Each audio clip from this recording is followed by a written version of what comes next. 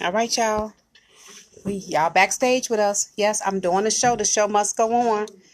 Teary-eyed and all, but we're on today. So I want you guys to come on in, tag, sharing, and inviting. We got a awesome show lined up today. This is a special show. So again, I want you guys to come on in, tag, share, and invite. Come on in, holla when you hear me. Let me know if you can hear me okay. Hear me okay. Hey, Benny, I see you. Thanks for tuning in. Come on in, you guys. Tag, share, and invite. And I want you guys to be prepared to call into the show as well. Yes, I'm on. I'm on. This is a special show today. So again, Mark, I see you. Thanks for tuning in. Hey, thank you guys. I appreciate you. Thanks for all of the love. Thanks for all of the support. I appreciate each and every last one of you guys. Come on in. Come on in. Thank you. Tag, share, and invite. Tag, share, and invite. Today's show, I'm happy to say that it is sponsored. You guys, somebody tag Martin G. Johnson here. 5, 4, 3, 2. Welcome. It's the Cats. We on Intellectual Radio. We on iHeart Radio. And we on Facebook Live many a times. And we here. I got some new cats in the building. So when I say letting the cat out the bag, y'all got to say roar, meow, or something. Roar, meow, or something. Just let your cat out the bag. So again, it's the Cats. We on Intellectual Radio.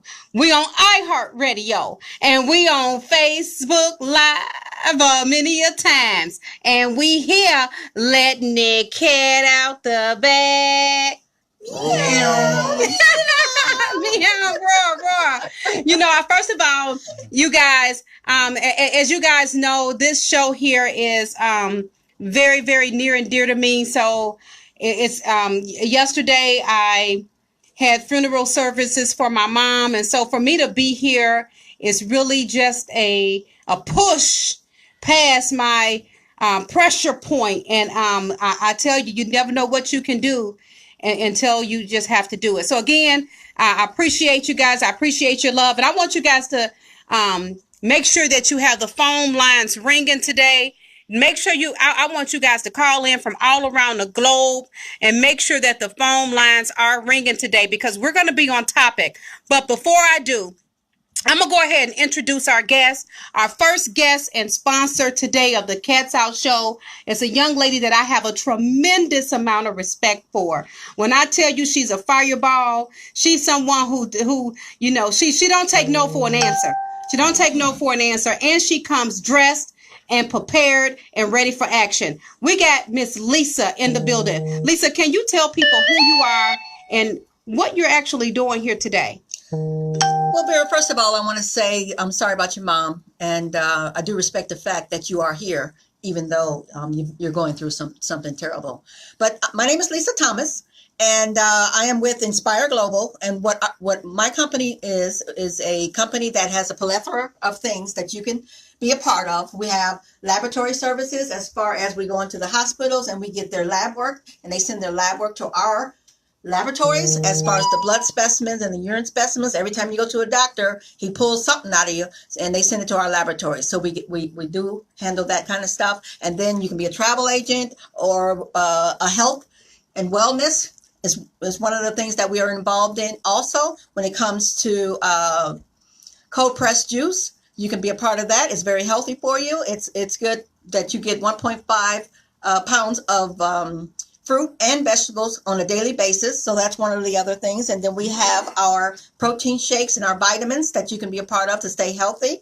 And then we have roadside assistance, tech support, ID protection, telehealth, and we're also doing screening for hereditary DNA testing, screening for hereditary DNA cancer, so that we can stay healthy and be healthy and know what our health is. And knowledge is power. So we definitely want to take a part of this and stay healthy with the healthy juices, with a healthy lifestyle, and knowing what we're carrying. My name is Lisa Thomas, and we're also doing an event this Sunday at the National Black Wall Street, 3501 South King Drive, explaining our business and all the services we have. And you can also come out and get screened if that's what you want to do. So please, it starts at 7 o'clock. Come on by if you're interested.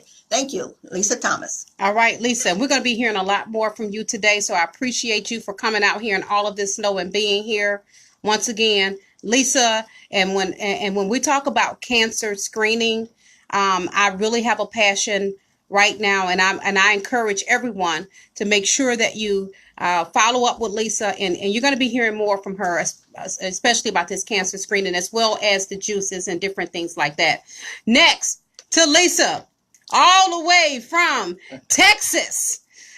We have Mr. James Curtis Giles in the building. And yes, Giles is his name. That's my uncle.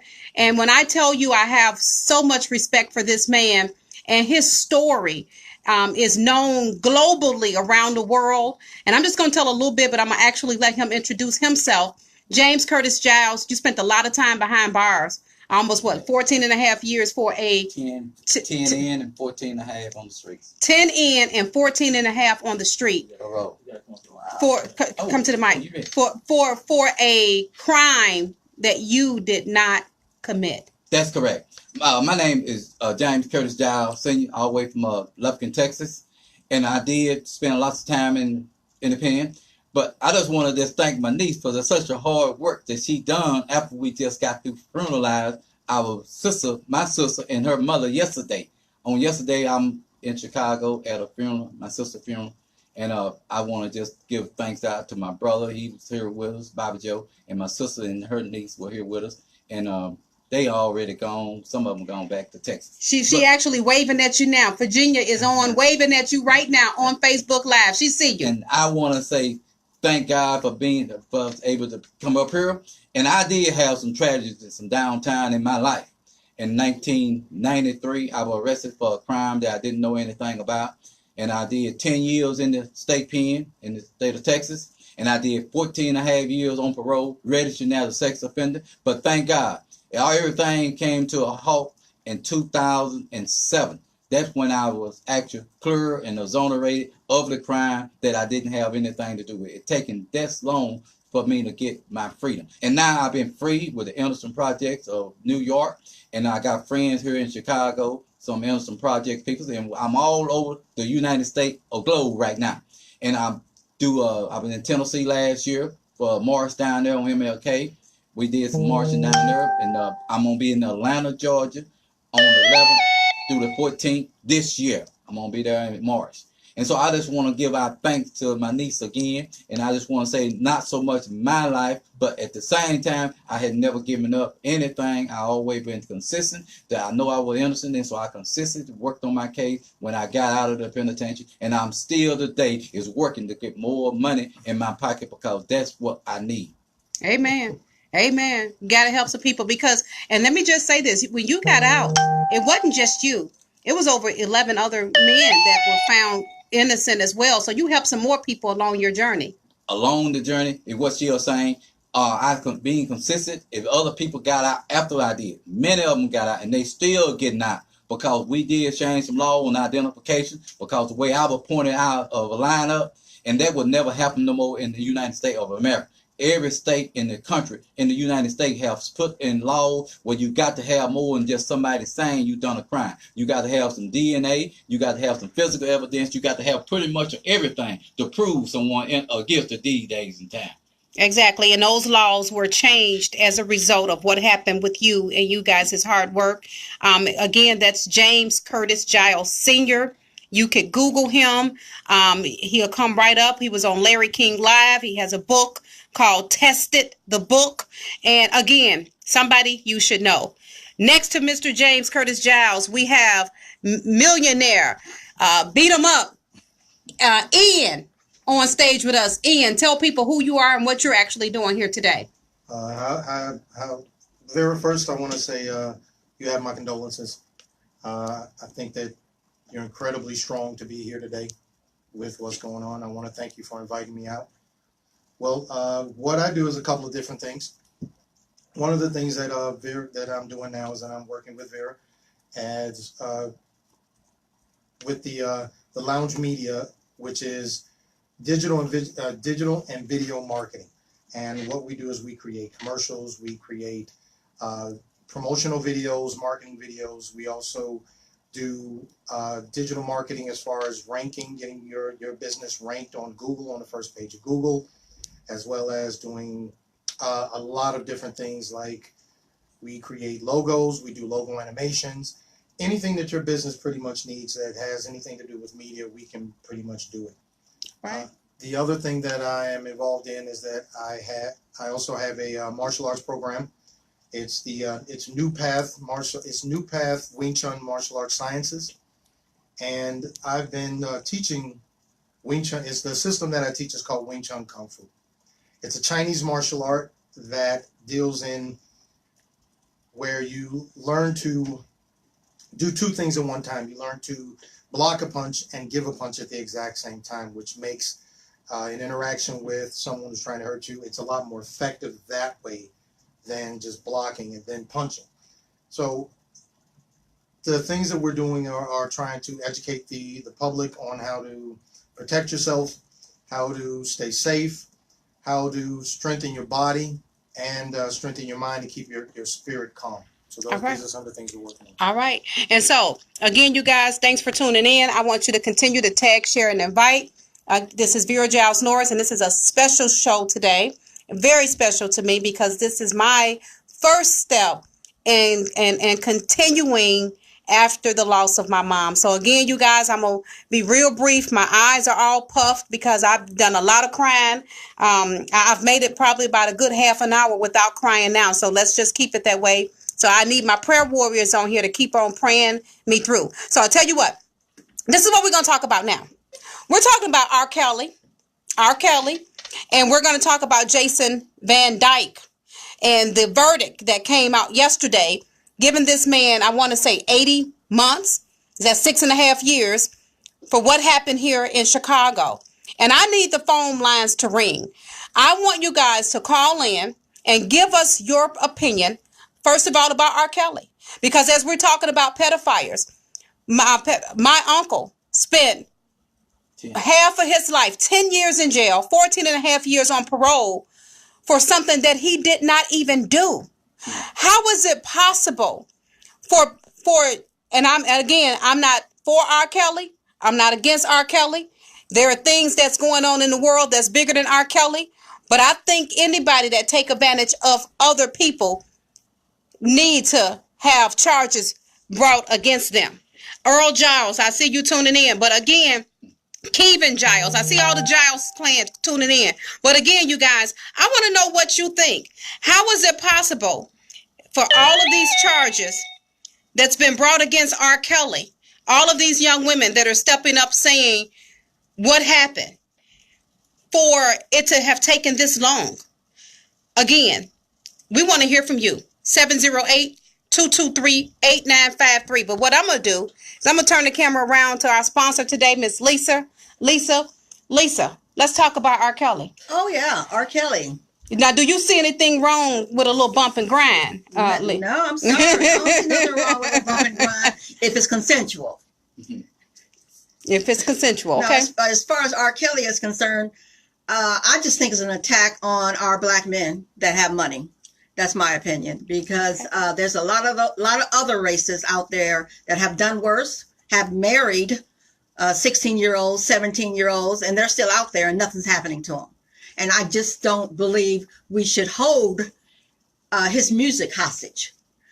His music, I like his music. I will go to one of his concerts. It's just a matter of if he did this and it was not consensual, then I do have a problem with it. And that's where I'm at too. You know, I've never really been a big R. Kelly person one way or the other. I'm not. So I'm not hurt by, all of the people that's coming forward saying he did this, he did that. If the man did it, and if those women were forced to do things that they didn't want to do, then I believe that, hey, he put some pressure on him. But let's not just constantly put all of the pressure on R. Kelly. Let's bring everybody out. Let's let the cat out the bag on all of them. Right. Bring them all out. Don't just concentrate on our black men. And I think it's a black man thing. Okay. So let's put it out there. Leave our black men alone and go after the real perpetrators. Okay. And my heart goes out to anyone who has been affected by anyone who has forced them to do something that they did not want to do. Because as women, I know how hard it is in the workplace and in other places dealing with aggressive men, aggressive bosses. So I know how it feels. But on the same token, I just want to say I'm sorry for everything anyone has done against your will, and my heart goes out to you. Mr. James Curtis Giles, R. Kelly. What you think about 12 plays or however many plays it is, or anything wrong with a little bump and grind? No, there's nothing wrong with a little bumpy ground.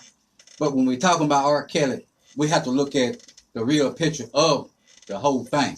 Now, my understanding of in R. Kelly's situation, R. Kelly, I'm not going to say he deceived the young girls, 17, 16, and then after Bessie had plenty of money, big old nice house, swimming pool and everything, they really invite themselves to his place. And so when she lied and told R. Kelly she was 18, and I don't know what happened after then, but at the same time, I don't condone what he done, but anytime you messing with minors, or minor kids that under 18 years old, we will put you behind the bar and keep you a long time. I went to prison for something I didn't do. And so therefore, when the mamas can't keep their kids in control, they fight them, bite them, and do everything to them. And so therefore, when something come out in the public eye, the first thing we want to say, she was underage. Now, if she was underage, she lied to R. Kelly about being underage. I have a problem with that, with your lying kids, your lying daughters, and your lying son, whoever it may have been. And that's what I stand on the R. Kelly did. I've watched a little of it, and I've seen some of the previews, seen some of the television shows, and the whole 9 yards. And I don't agree with anything when it comes down to underage young girls. If R. Kelly did it and they were underage, yes, we'll put the hammer to him. And I'll be the first one to put the needle in if we give him a death penalty. I have no problem with that. But at the same time, being a black man, it don't give you the green light to mess with underage girl. Okay. Mr. Ian. Well, I got a different thing, slightly. I believe that once they hit a certain age, once someone hits a certain age, man, woman, doesn't matter, then you're equipped to deal with certain situations. If something, whether someone's trying to push you to do something or someone's trying to convince you to do something, when you're not of age, when you're younger and you're 16, 15, 16, even 17 years old, as adults, we've been able to talk to young people and in that age range of 16, 17, even 18. And some of this, you find some that just aren't equipped to deal with what adults may say to them. And am I blaming R. Kelly? No. Am I blaming these girls? No. But what I am saying is, I feel as a man, as a black man, we need to hold ourselves to a higher standard. Because other races do it doesn't mean we're supposed to. We're the offspring of kings and rulers, and the moment we start acting like everybody else is the moment we become less than who we're supposed to be. Well, I'm gonna blame it on the chicken. I'm gonna blame it on them cows, and I think somewhere along the line that meat done got to us. But you know what? I say that jokingly, but again, I'm serious. I believe that somewhere along the line we lost touch of who we are, and we've picked up an animal kind of instinct, or You are what you eat. you are what you eat. And I'm not just saying that because I got a lot of supporters and not necessarily African Americans. Matter of fact, a lot of my supporters don't actually look like me for some strange reason. So I'm not gonna pull the race card.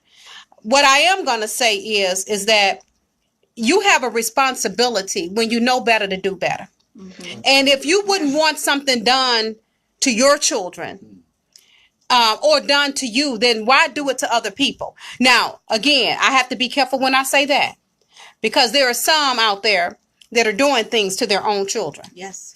And again, that's a sickness. We're not wrestling with flesh and blood, but we're wrestling with spiritual wickedness. And so I think that you have to pick your side, because it's warfare. And for me in my house, and for me as a mother of 5, if I find out that we got anything going on inappropriately, it's going to be a misunderstanding. Oh, yeah. That's just for me in my household. Yes. Yeah, it's gonna be a big problem. We ain't hiding nothing. We ain't sweeping nothing under no rug. That's right. Unless it's some broken bones and some body parts. And I'm just being honest with you. But there are some that grew up in that witchcraft and in that warfare, and they're still stuck in the spider web of it. And they don't see nothing wrong with it because they've had to keep their mouths closed for so long. I was one that grew up as the smart mouth little girl. And it was because I could say what I wanted to say. So, for example, my mother, and and I don't even say may she rest in peace, but may she work from heaven, because that's what she's doing. But my mother was one that if she was talking, I could interrupt my mother and say what it is that I wanted to say. It was no such thing if grown folks talking, you shut up. Because if I was somewhere and if uncle, daddy, cousin, brother, anybody did anything, I was one that can come up right away. Mama, he touching my body parts. That's how it should be. And I wouldn't care where we was at. Pastor or nobody had no influence over me. Right, right. So again, I'm not going to blame it on color, because as a black people, I think we do more attacking of each other than anybody could ever attack us. We do, and that's part of the problem. And that's part of the problem. So I'm not going to blame it on the white man. No. Oh, no, it's our fault. It's an internal problem. You know, what we tend to do is we tend to look at each other, and the first thing we do is we judge. You know, and if I see another black man, if I see another black woman, what we've been taught to do is make an assumption before we get any information. You know, and that's part of the problem. And when I say, now again, I'm not condoning the white man, the Chinese man, the priest, or none of them, because they all got their same demon. What I'm saying is that we just have to be mindful that this fight is spiritual wickedness. And once we determine which side of the fence we're on, there are going to be some people that's not going to look like us, that's going to be on the same side of that fence that's fighting this same demon, this demonic spirit. Yes, and I say this here, most of the time we want to blame it on a mother not being there with the kids, or the father not being there with the kids. We want to blame it on they didn't have one parent in the house. It doesn't matter if you got one parent or two parents. You know how to teach your child. There's no problem with that. And when the child gets to where you can't handle, yes, we'll send her to a state school. And that's not the answer to it. We'll kick her out of school or him out of school. That's not the answer to the problem. The problem is you will have to sit there and nurse them so they can understand reality. And that way, when you send them off to a jailhouse or to one of those boys and girls home, you're really not helping the child. You need to get the parents where you can help both of them, and that way you can kind of like see where the child mind and where they're going wrong at. Some of them just born mean. Some of them just born ignorant, and that ignorance don't help when they underage. It takes a parent to put the wood on them. They might have a law against, you can't whip the child. You can't do this to the child. You can't even halfway let them go to school. If they go to school, they're going to be abused to the teacher. And then you go out there and you act like you the teacher's wrong. No, the teacher ain't wrong, because the same young girl at 14 years old talk back to you in the house. The same young man at 14 or 15 years old, where the priestess and the one that be getting them, they talk back to you in the house, placing you taking a chance on going to jail by putting the wood on them and let the police come get you because you whooping your 15-year-old or 16-year-old daughter because she being rebellious. She want to go stay with her auntie, stay with her uncle. That's not the answer to the problem. And it's not race. It don't have nothing to do with race. It go with what's going on in that house. And most of the time, we sit there and watch TV. We watch somebody going to jail. But at the same time, I don't have no approve of underage 17-year-old girl. If they not 18 and above, whoop they behind what you need to do. Spare the rod and spoil the child. Because a whole bunch of talking don't help these kids. And telling the parents that you're going to put them in jail don't help the parents. You got to whoop them and go to jail. Let them put you in jail, placing your kid being molested and raped. That's where it all amounts to. It's up to the parents to stand up, stop laying down. Okay. It definitely starts from home. Everything starts from home, and that's where it should start. So parents do need to step up. I was a single parent, and my son turned out wonderful, master's degree and everything. So parents, step up, take your responsibility. If you got to do it by yourself, you have to do it by yourself, but step up. Okay. Yeah, it takes a village. You know, if you've got to bring the entire family in, and you've got to start early. That's the problem, is that we start later. We start later and let our kids do whatever they want to do when they're younger, and we don't. And it doesn't have to be anything strict. It doesn't have to be anything hard. It just has to be consistent. You have to let them know, okay, this is not acceptable. This is. You can do this, but this isn't acceptable right now. You can't do that. And if you keep it consistent and you give them some structure, kids are always going to come back to what they learned when they're younger. They will always come back. It'll always come up to them. It'll always come back in their heads. What was I taught when I was younger? You know, and then if you start when they are right out the womb, the moment they can speak, if you start implanting that knowledge in them, and there's nothing cute about it. And nothing cute about it. There's nothing cute about pulling your shirt up. There's nothing cute about pulling your pants. Don't fill on no little girls. If you keep it consistent and you teach them these are the things that they shouldn't do, things that they should do, and then explain to them why they shouldn't do it and how it helps them to grow up to be a better person, it'll come back. It'll always come back to them. You know, and stop being friends. That's it. You're a parent. You're not my friend. I'm your parent. That's it. And this is how you do it. We can talk as friends. Yeah. We can talk as friends, but I'm not your friend. Yes. Your friends are your age. I'm your parent. But we can sit down and speak openly about whatever you want to talk about. Doesn't matter what it is. But just understand that when there's a certain line you should not cross. Right. We can talk about anything, but don't be disrespectful. Because again, I'm your parent. I'm not your friend. But we can talk and act like friends all day long. As long as you understand. And why are you buying 13-year-old tube tops and Daisy Dukes? What's with that? You have the money. You're taking them to the store, and you see them going outside the house. You know how they're dressed, and then you letting them wear makeup and push-up bras. This one girl wanted a Victoria's Secret bra, and she was only 12 years old. She didn't have Victoria's Secret titties. Not at all. She had Walmart titties. I promise you, I just told my daughter that, baby, you ain't got no Victoria's Secret booty. You got Walmart booty. You ain't getting not a pair of panties from no Victoria's Secret.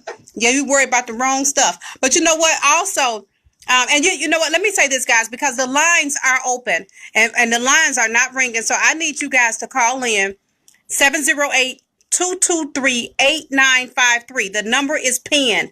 Call in with your comment, your question. Call in 708-223-8953. Again, it's the Cats. We're on Intellectual Radio. We're on iHeartRadio. We're on Facebook Live many a times. And this show is sponsored by Lisa Thomas. And she's here today on a great day, very passionate about cancer screening. My mother was diagnosed with lung cancer and colon cancer. Nothing that we are aware of that runs in our family. But again, it's better to have the early detection of cancer and find out if there's anything that you can do. Also, she has different juices, and we're going to talk about those juices. We got little 2-ounce juices and then 8-ounce juices, cold pressed juices that you could purchase. So again, I can't thank Lisa enough for being here, and we're going to hear more from her and about her product. Also, I'm going to share her number with you guys so that you can call her. And Lisa's number, reach her number. My number is 708-439-4446. Give me a call anytime and we can talk about the juices. They're very healthy. It is 1.5 pounds of fresh vegetables and fruit. So you get your daily intake of vegetables and fruit. We do not eat enough vegetables. That's one of the reasons we're not as healthy as we should be. We need to convert ourselves to the foods that's working for us, not working against us. Amen. Amen. So back on target here, you guys. Again, you guys are backstage with us, so the show is uncut and unedited. But what we're going to do is we're going to give you guys a chance to write the numbers down. We're going to take a quick commercial break. We're going to take a quick music break. We're going to take a quick a pause for the calls. But We'll be right back. And when we do, we want to make sure you guys are with us. It's the Cats. We on Intellectual Radio. We on iHeart Radio. And we on Facebook Live many a times. And we here letting this cat out the bag. Meow. All right. So again, you guys are backstage with us. We just took a quick break. But I want you guys to call in. What's going on? I mean, why y'all ain't dialed the number yet? I ain't heard not one phone call. Somebody better call in right now. It's the phone. There y'all go. Because I'm getting ready to say, y'all scan me now. Not calling the phone. Call back to back to back. We want to hear from you guys. We got Jason Van Dyke that just killed a man. And so we coming right back. Okay, come on back. Hold on for a second. We're coming back. Okay. It's the Cats. We on Intellectual Radio. We on iHeart Radio. And we on Facebook Live many a times. And we here letting the cat out the bag. Meow. Meow. Meow. So again, you guys, for those of you all, this is a very special show today. So it's not our original Cats Out show, but we appreciate you guys for being here. And we have a caller on the line. Caller, first of all, tell us who you are and where are you calling from? This is Mo from the West Side. West Side? Okay, go ahead with your question or your comment. My comment is basically on the R. Kelly situation, and I think that the whole R. Kelly situation is shedding light on an important problem period in the Black community, which is, you know, us not holding our own people accountable, and which we starting to do with this whole R. Kelly situation. So for years, you know, and other, you know, criminals in our community, you know. Now let me ask you something, because you say that it's a black thing. No.